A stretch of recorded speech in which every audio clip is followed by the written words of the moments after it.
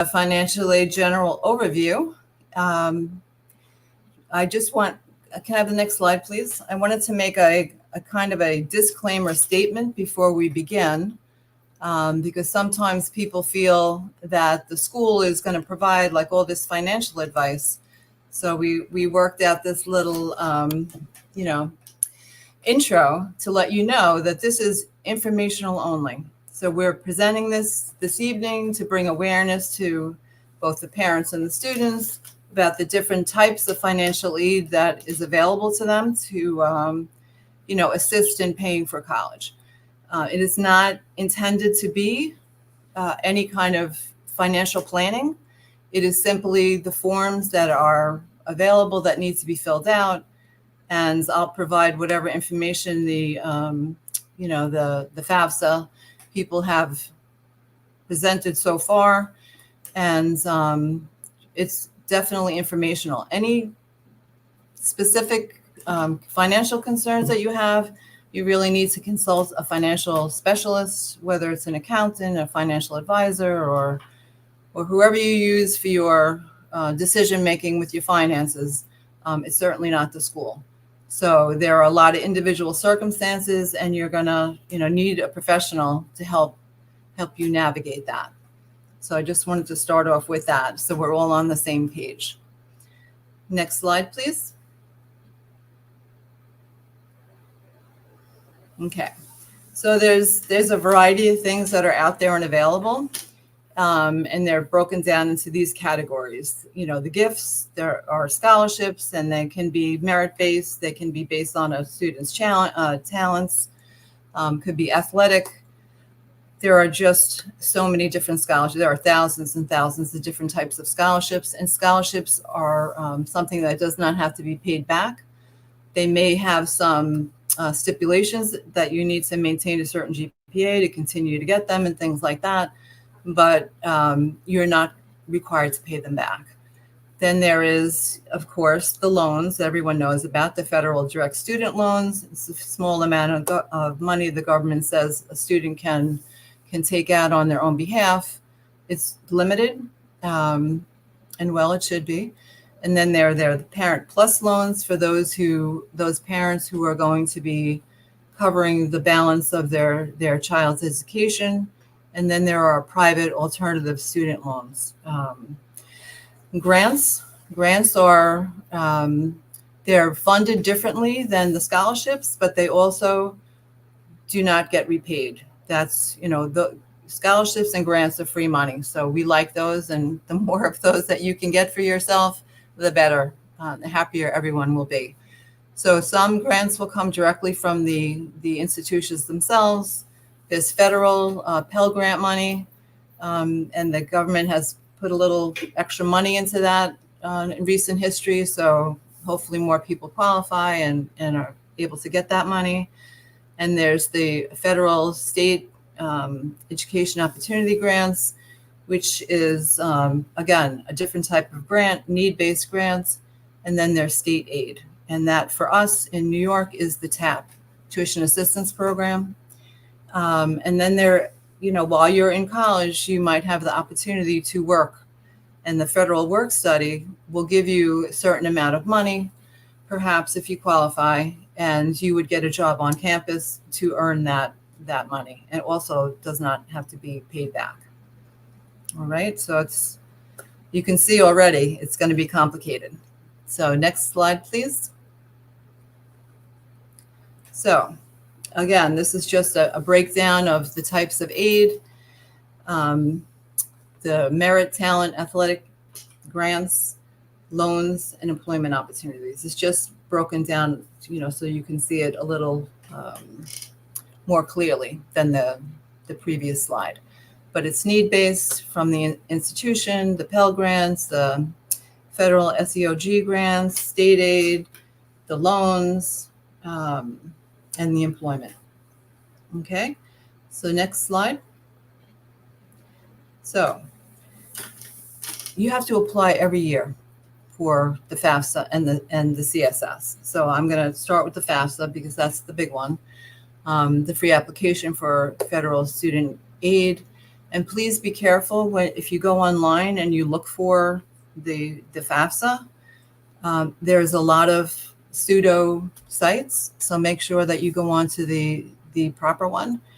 There's no fee attached to this, so if you're on a site and they're saying, well, pay $25 or whatever, you're on the wrong site. So please be very, very careful, and you'll see as the presentation continues that we're going to provide links for you to not only find the application for your child's school year, but for information and all kinds of great resources that are available. So that gets done every year that you're in college. And, the first time is the worst because you have to do all the information. But then as you establish your accounts and you go back year after year, you're just kind of updating things. So it's not as labor intensive as the first one.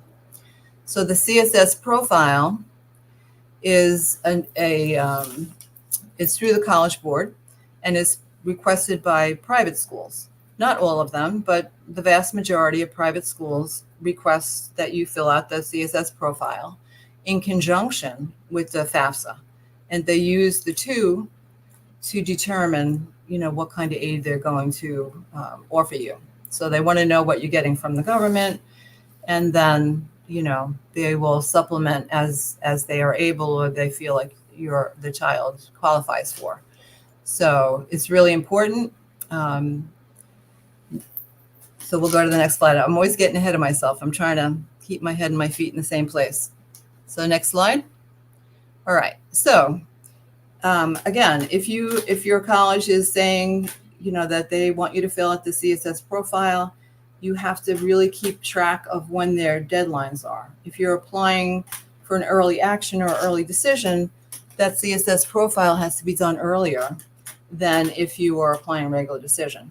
So for most schools, I will say that October 1st, the CSS profile opens up. And if you're doing early, then it's in your best interest to do it as soon as it comes out, because that way you're absolutely not going to miss a deadline. And the FAFSA, we're hoping that we have a better experience with the FAFSA this year than last, but nobody knows. It's going to be rolled out also October 1st to a few schools to see if they ironed out all the bugs. And then the latest information I have is that if it goes smoothly, they will open it up. So no one is really committing to when that will be, but they say by December, everyone should have access. So I will be watching it, and as soon as it's available, I'm gonna send out that information and say, please fill it out. It's always a good idea to get in there and do it right away. The longer you wait, the more complicated it gets as far as how much money is available for one thing. And if the system's going to go down, you want to get yours in as soon as you can. So we'll see. I'll keep you abreast of what's happening with that. But you're going to be applying, if you're going to considering a private school, you're going to do both FAFSA and CSS. All right. Next slide. So this is just kind of, again, a breakdown. So to complete the CSS profile, there's a fee. There's an initial fee. It's $25 for the first school. And then for every school that you want that profile sent, there's an additional fee. And $16 is the current rate. So the FAFSA, on the other hand, is free. And you can put down up to 20 schools. Used to be 10. They changed it with the 24-25 school year to 20, which, is a lot of schools. But it's especially for our students who tend to apply, to 15 or more schools. You don't have to go back into your FAFSA, delete things, and add more schools.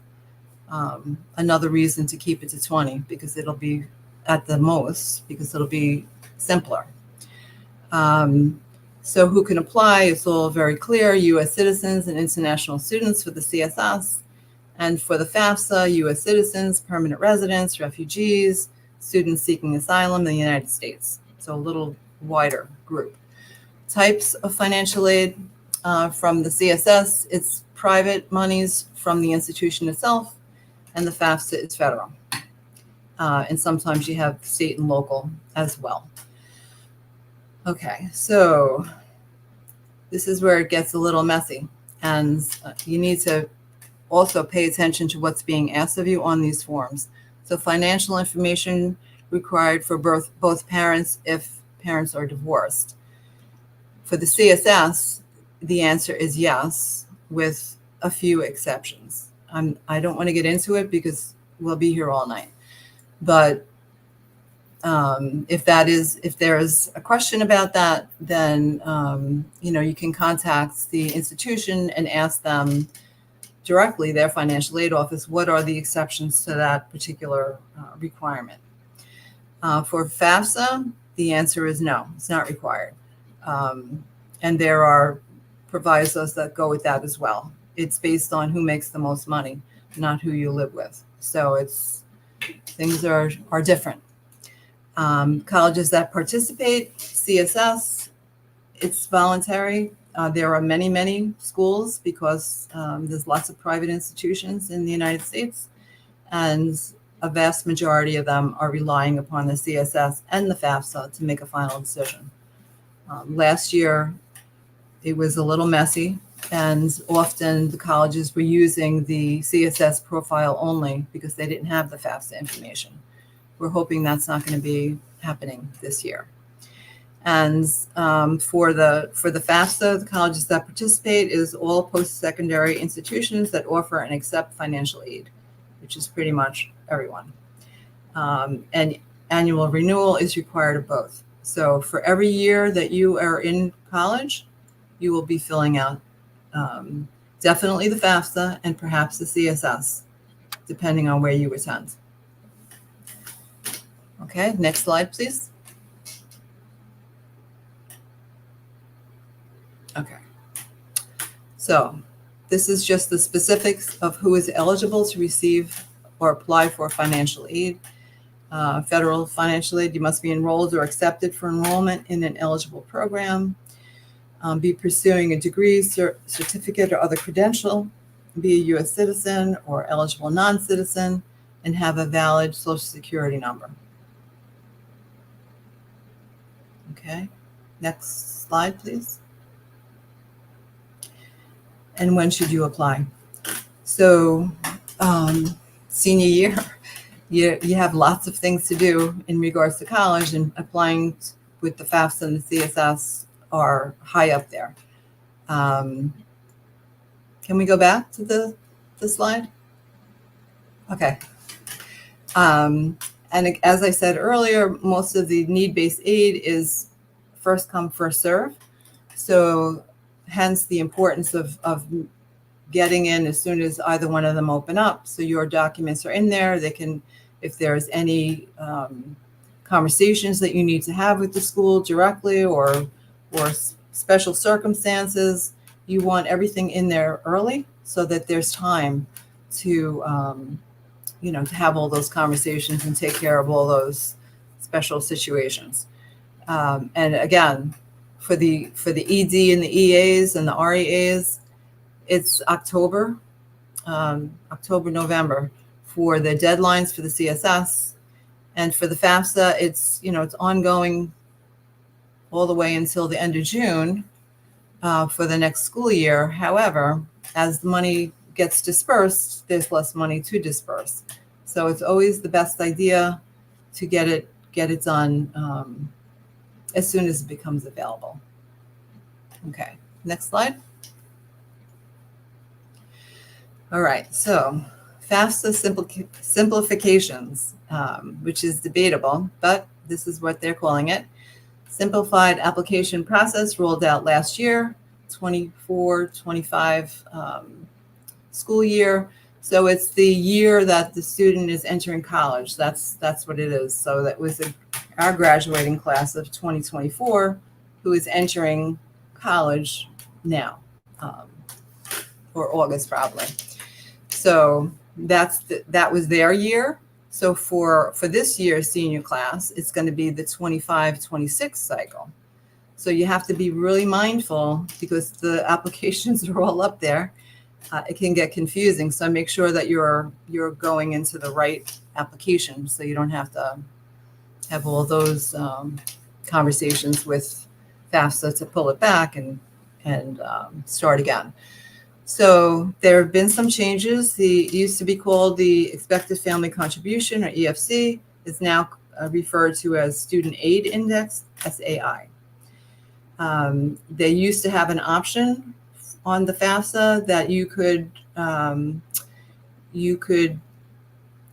have your data retrieved from the IRS with this IRS data retrieval tool, and it was optional. It's no longer optional, and it's called direct data exchange, and you have to grant permission for that. If you do not, they're not going to process your application for FAFSA. So understand that it's no longer, if you had children who went to school, a few years back, and you did not use that data retrieval tool, understand now it's mandatory. And the calculation uses both student and parent income, assets, questions. Some of the questions have been changed and excluded. And again, at the last slide is going to give you a frequently asked questions link, and they're going to continually update that as they go through this now 25-26 cycle. And new also is that the parents are invited by the student to be a contributor to this process, and you'll have access to complete your section. The parents complete their own section of the FAFSA, and there's translations within the FAFSA to help with that if need be. Next slide, please. All right, so what do you need to start this whole thing? You need to have created a FAFSA ID. If you have one, a parent I'm talking to now, if the parent has a FSA ID already, don't create a new one. You need to, because that's yours for the life of this this process. No matter what student, if you have 2 or 3 students, children, it's going to apply to all of them. So you need to keep that information safe somewhere because you're going to need it again. You need it every year while your current senior is applying and going to school. But if you have other children, you're going to need it again. So keep it safe. They say that if you set aside an hour, it should be plenty of time. It's going to be for 2025 return. FAFSA is going to require, they call the prior tax return, which is 2023. So, if you gather all those documents and you have it all available to you, including the W-2s and whatever financial records you have, current bank account statements, investment records, all of that data, if you have that all together and ready, then maybe that hour will be enough time to complete it. And of course, the list of schools that you want to send the FAFSA to, which, as I said, is up to 20 now, which is, better for our kids. Okay, next slide. All right. So first and foremost, creating this FAFSA ID, if you don't have one, parents, is the number one priority. And for students, you have to do it. It takes 1 to 3 business days to authenticate that ID with Social Security. So, don't think you're going to do things in real time, like create the FAFSA ID and use it the same night. It's not going to happen that way. It's reasonably fast, but it does take some time. And understand that the student and the parent have separate FSA IDs. So please make sure that you use your ID as a parent and the student uses their ID, their own ID, for their section of the application. All right, so throughout the aid process, over the next subsequent years, you're going to use that same ID number. So have it in a safe place, wherever you store those kind of things. make sure that when it comes FAFSA time, you're ready to go. And it's really important to keep the IDs distinct. As far as, sometimes students will, in their efforts to help their parents navigate this, they'll say, oh, I'm going to send everything to my email. And it needs to be separate. So parents not only are creating a distinct ID, but they're having a distinct email, and the student will do the same. So keep it separate. And for students, don't use your Staten Island Tech, the New York City schools student email. Have a separate email. The one that you're using, hopefully, for the colleges is perfectly fine, but something's private and separate that distinct from your parent. All right. Next slide, please. So there's always unusual circumstances for someone, inevitably. So this is the place to go. The studentaid.gov. It's a wealth of information. There are all kinds of tutorials, YouTube videos, chat boxes where you can get information to help you with any extenuating circumstances that we are not going to be talking about here, because there's just too many possible extenuating circumstances. They have, within the FAFSA, now given colleges the discretion. If a student says, you know what, there's things about my particular circumstances that there was no way for me to explain within the FAFSA, so I want it to be reviewed. And if they request that from the college and the college agrees to it, they're going to ask for proof. Of course, you can't just say, oh, I don't agree with this, I think it should be more. You have to say, because of these circumstances, and here's my documentation to prove. They are, rather than FAFSA reviewing it, they're allowing the colleges to do so. So it's not an easy process, but it is a possible process, and hopefully helpful for those that have things that maybe have changed dramatically in this year, that if you went back 2 years, things maybe were solid, and now dramatic things have happened. And so the circumstances are not anywhere near what they were 2 years prior. So you have that leeway to do that. Okay, I've lost track. Do we have another slide? Okay, all right. So anybody who knows me knows that I repeat myself incessantly, because I really want people to understand exactly what information I'm providing, and what they should, of all the things that I say, that they should pay attention to.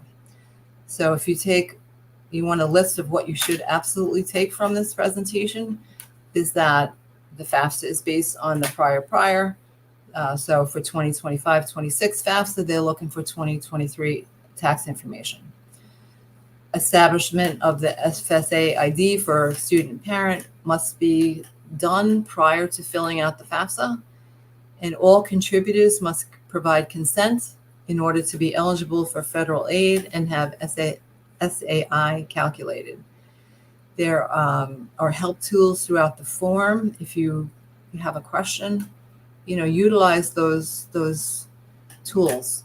And again, the first time is the worst. It's just difficult because it's new.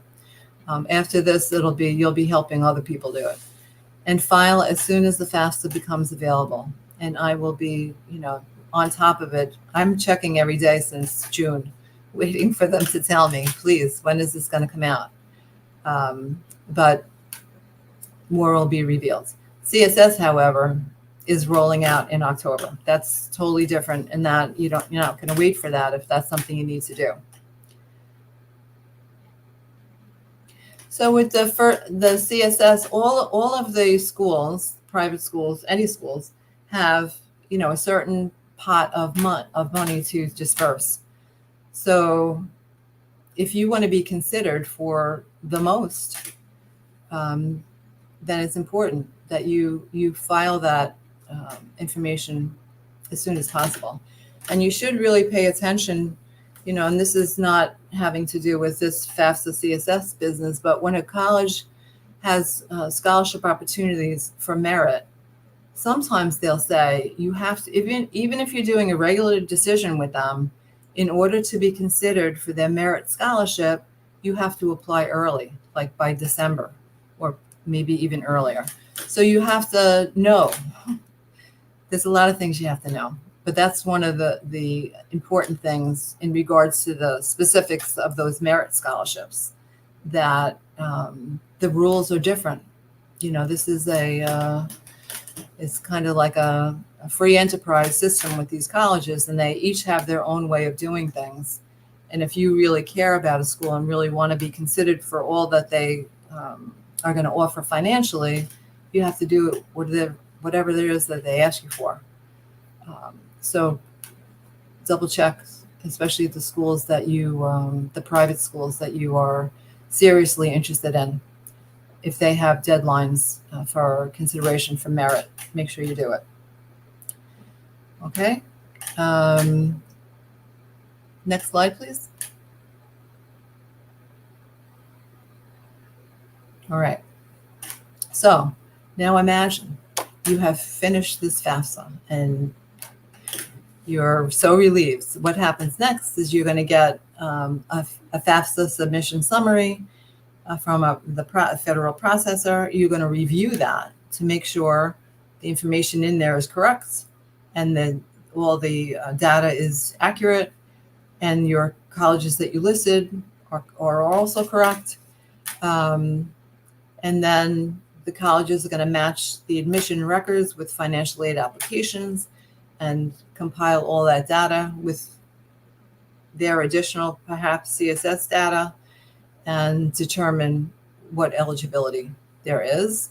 And then the colleges prepare a financial aid offer to students that are admitted once you have completed all your forms. So you imagine you've completed everything, they've reviewed it, they are now giving you an offer. It doesn't mean that you're going, especially if you've applied to 20 schools. You're only going to one. So you're going to wait until hopefully you're going to wait until you get your financial aid packages from the individual colleges, unless you do ED, in which case you took that off the table and that's where you're going. But if it's EA or regular decision, you can compare and contrast award letters and see who gave you the most money. And it's always my suggestion that you follow the money, because there's plenty of places to spend money in graduate school and medical school and law school and whatever other kind of school you want to do after the undergrad. So for this degree, it's important to not put yourself in debt beyond your ability to continue your education. So you can compare and contrast and make your decisions as a family.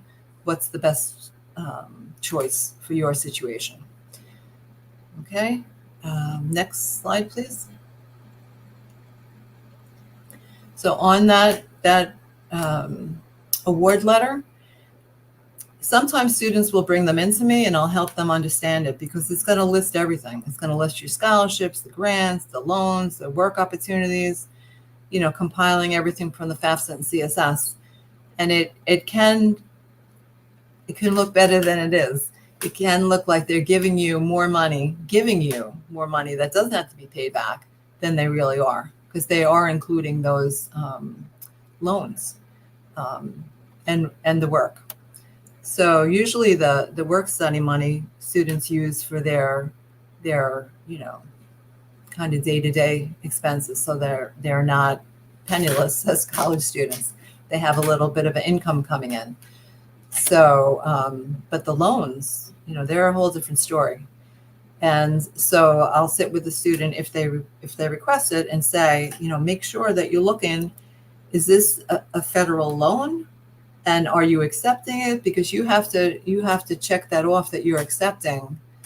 Either you're accepting all of it, or no, I'm only taking the scholarships and the grants and the work study. I don't want the loans, or whatever you guys decide, which is why we said in the beginning, it's a good question to ask someone who gives you financial advice for a living about what's the best approach to accepting this money or not. The money you don't pay back, of course, you take it. It's free money. But the loans and things like that, you have to have some real reliable professional advice on what to do with that. All right. And that generally, depending on when you apply, and if FAFSA is a go and everything is, goes well, then you should have your award letters. If FAFSA opens in December, then I would say by January, February, you would be getting your early award letters from the early action, early decision schools that you apply to. And then, it would move a little further on for your regular decision. So that's things to look forward to. Next slide. So don't forget, in case you didn't hear me, you have to create your FSA ID, file the FAFSA as soon as it's available, have a family conversation about how we're going to pay for all this, worst case scenario. And I try to, myself have those little pokes along the way as I've been speaking with you, make sure that you have a plan B in case you don't get that full ride. How are you going to handle this? And there, again, those are personal conversations that you have to have with family and professionals. And utilize the colleges. They have those net price calculators, just keeping in mind that they're only as accurate as the limited information they're asking you to input, but it can give you a general idea of what's going on. And I can't say this enough, research and apply for scholarships. If you have not been watching your classroom, your Google Classroom for college advisement, you're missing out, because from ever we have been putting up scholarships, special programs, all kinds of opportunities where there's, if you're accepted into their program, that they will give you money towards college. And there's just so many things going on. And you need to, of course, qualify and apply and, pay attention. There's a lot of things that come into that Google Classroom that are super important and helpful. So just make a habit. I know I have to check so many emails.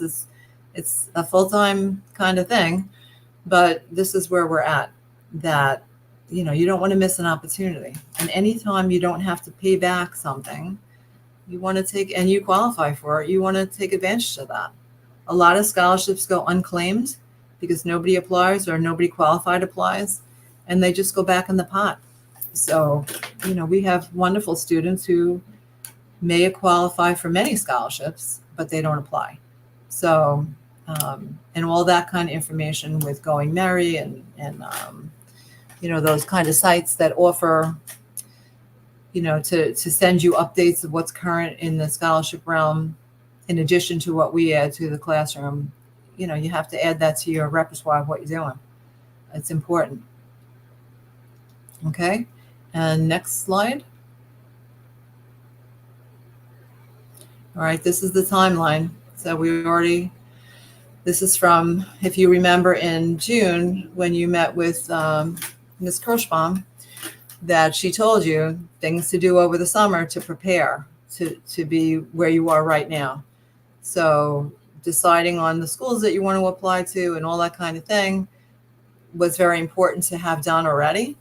And I know some of you are tweaking that list, and that's fine. And, I'm having conversations with you. But for the most part, you need to be kind of settled by now, especially if you're doing anything early. It's not really a good time to be trying to decide a major decision. So hopefully you took advantage of that over the summer. By December, those IDs should be created. And And again, if it's available before December, I'm going to let you know so that you can do that as soon as possible. And again, this is all contingent on what happens with the FAFSA. But in a perfect world, your FAFSA would be submitted by January, the latest. Earlier than that, if at all possible. We'll see what happens. And then, in anywhere between, March and April, once you start getting those award letters, to review them, start making decisions. And by May 1st, you put in, your deposit down on the school of your dreams. And that's where you're going to go. So there's a lot. Senior year is so busy, and you're in class, and, everyone wants you to do well while you're in this semester and next semester. They want to know colleges want to know all about what you're doing. They don't want to say, oh, you're super busy. We understand. Senior year is incredibly busy. So please stay on top of things. Procrastination doesn't make you think better. It just raises your blood pressure. So have a plan, execute the plan, and you're going to be fine. And May and June, whatever the financial aid has offered to you and scholarships you've accrued and all of that, you have to have a plan for if there's anything left over that has to be paid for, how is it going to be paid for? So that's the time to do all that. And, the loan process is it's a whole nother conversation. But again, always difficult the first time, not so difficult as you continue on. And hopefully you're not going to be having to access that too much of that money in that way. And then by July and August, you're heading to college. You're registering for classes and hopefully finalizing any last minute details. And that's it. Then you move in, or you prepare to go to a new location, whatever is in your cards for you. And it's a really exciting time, but it is a busy time. So breathe as you're going along here, and keep track of your deadlines. I have been, making myself crazy saying over and over again that the deadlines are not flexible. They're hard and fast. And you want to not miss an opportunity because you missed the deadline. So please be mindful of that. I think that there is still another slide. Okay, so this is what I mentioned earlier, that they established last year, the FAFSA, to answer the questions that are common. And what they are doing is they just, as they roll out this one, and hopefully it's smooth and there are no questions. Everyone's happy and it's wonderful. But in case there are any questions, this is where you're going to find it. So bookmark this, on your computer so that you have it.